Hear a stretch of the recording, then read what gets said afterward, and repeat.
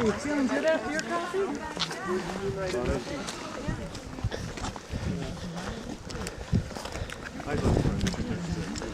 Baghdad, if you want to know, from here is 800 kilometers.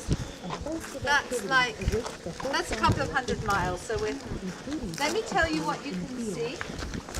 There are many vineyards in the valley as well, providing grapes to the Golan Winery in Hussein. The winery has earned international fame for its fine wine. I'm going to go right up on top. Well worth the experience. Do you want to come up on the bunkers? You can also see the complex of You're going there, I'm going there.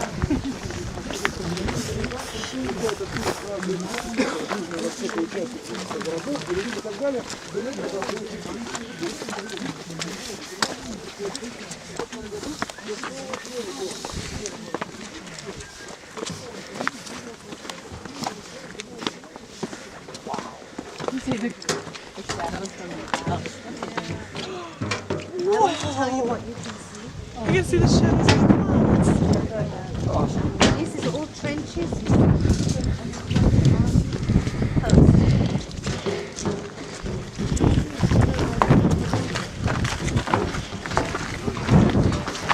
Steps to doozy.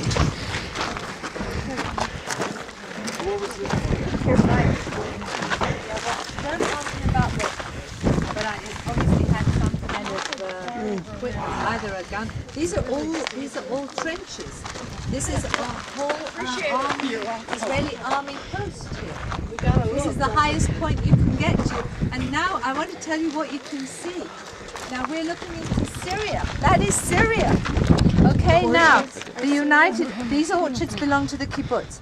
Now the border. First of all, I told you. Look, we are exactly here.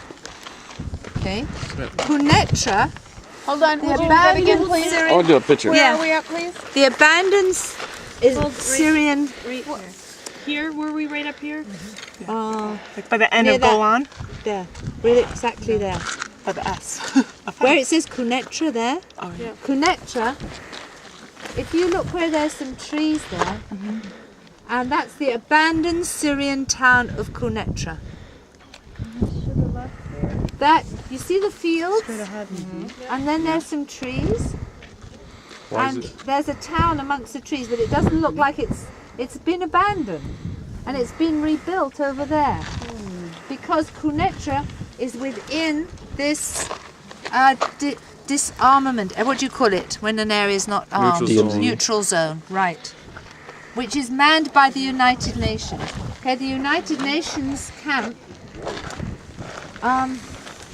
you look over there, you see a brown streak going away from us. To the right of that, there's some white buildings. That's the United Nations headquarters on the Golan. Okay, there?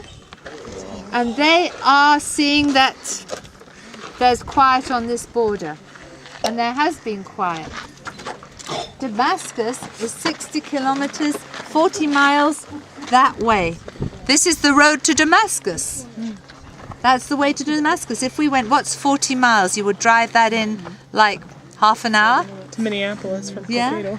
So half an hour from here, you'd be in the capital of Syria. And this is an Israeli lookout post and in gun emplacement, looking into Syria. And this would have been operative, you know, 1967 to 73. And it's not being used at the moment, but we have up there, you can see on the other volcano, there, can you see up there, you can see all the satellite dishes. So the towns, all the towns and villages you see there are Syrian towns and villages. And this is a demilitarized strip between the two. And can you imagine how it was when in 73, when there were these young soldiers up here and they see unexpectedly on Yom Kippur, the Day of Atonement, they see 1,500 of the best Russian tanks rolling across here. I mean, they say that's the biggest tank battle ever in history. 1,500 Russian tanks, the best that they could provide them. And Israel was facing them with 170 tanks. And they won. And they won. Oh yeah. 1,500 tanks. And you know they call this the Valley of Tears. Just up there, we call that area the Valley of Tears because so many tanks were left there. So many people gave their lives. Over 800 Syrian Russian tanks were left in this valley. Nearly 900 tanks were left here. The best that Russians could supply was left littering this area after the end of the battle. That was 73. Well, what they could use, they, reused. That's what those sculptures are made of. Yeah, that's right. I'll tell you something really interesting. There's a tank, the tank battalion have a museum and a place of memory for those who have fallen. And I saw there a tank that was a Nazi tank. It was taken by the Russians in the Second World War. The Russians supplied it to Syria. The Syrians used it against Israel, and now it's in the tank museum in Israel. It's an interesting circuit. So you can see how, I don't have to tell you how strategic this place is. I mean, it's just, what is it? 8 miles across from here, we're overlooking the Sea of Galilee, right? It's nothing. It's just nothing from here to here.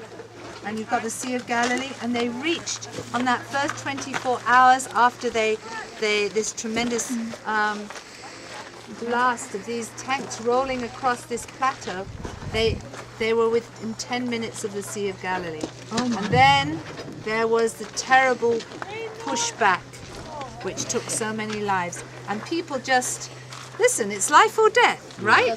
If they'd have won, I probably wouldn't be standing here talking to you today. I mean, that's the bottom line, isn't it? So when people, one tank, as I was trying to be serious here. Jared, turn back. Who's in there? Jared. Jared? Oh my goodness me, that's hysterical. If it wasn't so... Stop! Can you get in? Can you get in? See, what do you really think the UAE is doing to help? No, so there is not. Well, here, another listen. assault. Syria's being very, very, putting out, what's the word? Being very warlike. They're threatening all kinds of Rattling things. the sabers. Yeah, rattling the sabers, that's the word. I mean, this has been quiet, this border. I just pray it always will be.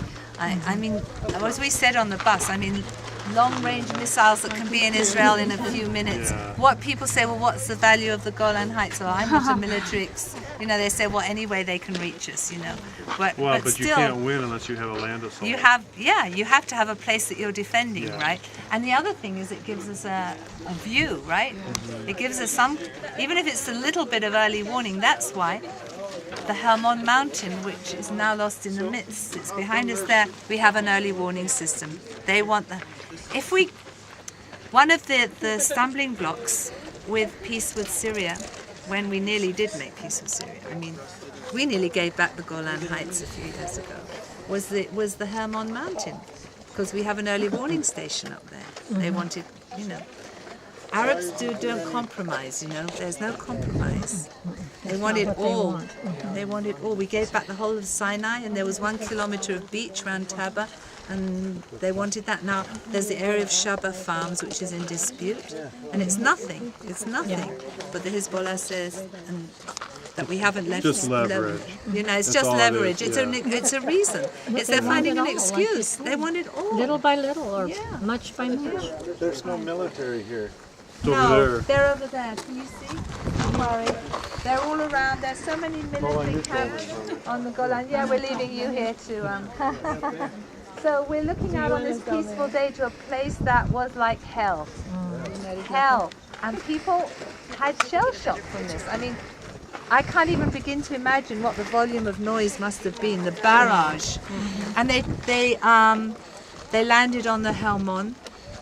The Syrians landed on the Hermon, and they took the Hermon mountain back. We had to fight back to get that.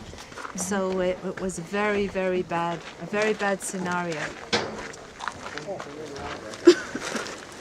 I think we can see the Hermon Mountain from the north if we look this way.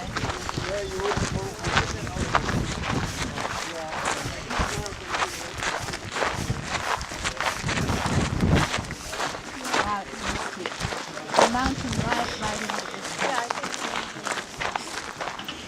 yeah, but it's a little bit sort of misty now, isn't it? They call this the Eyes of Israel. They call the Hermon Mountain, can you see how it is the Eyes of Israel? Because they're looking out into the Eyes of Israel. The Hermon Mountain is the far, far, far mountain in the distance, which is a bit misty now. Yeah.